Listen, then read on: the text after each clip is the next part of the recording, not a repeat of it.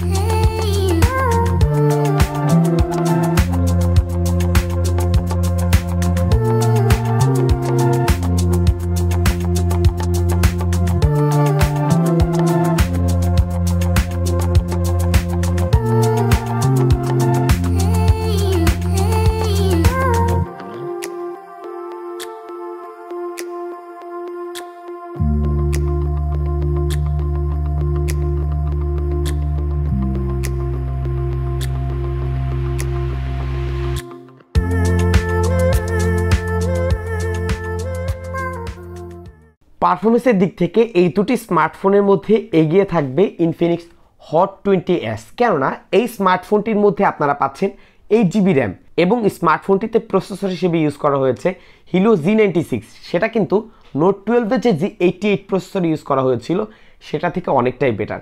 অনেকে আছেন যারা এই প্রাইস পয়েন্টের মধ্যে একটি গেমিং প্রসেসরযুক্ত বা গেমিং ফোন চান, তারা কিন্তু এই স্মার্টফোনটি দেখতে পারেন।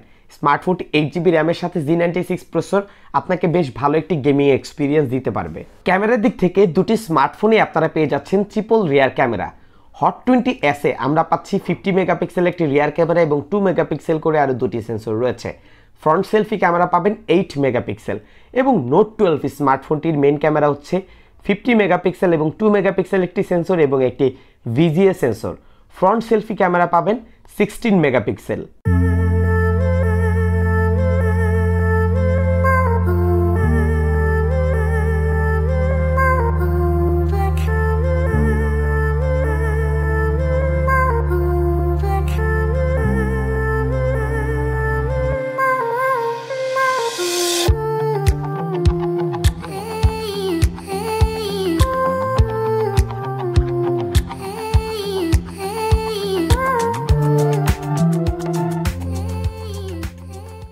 এই দুটি স্মার্টফোনের যে ক্যামেরা আউটপুট ছিল সেই অনুযায়ী বলতে পারি এগিয়ে থাকবে কিন্তু নোট 12। স্মার্টফোনটির ফ্রন্ট সেলফি ক্যামেরা এবং রিয়ার ক্যামেরা দুটি হট 20s-এর তুলনায় কিছুটা বেটার ছিল।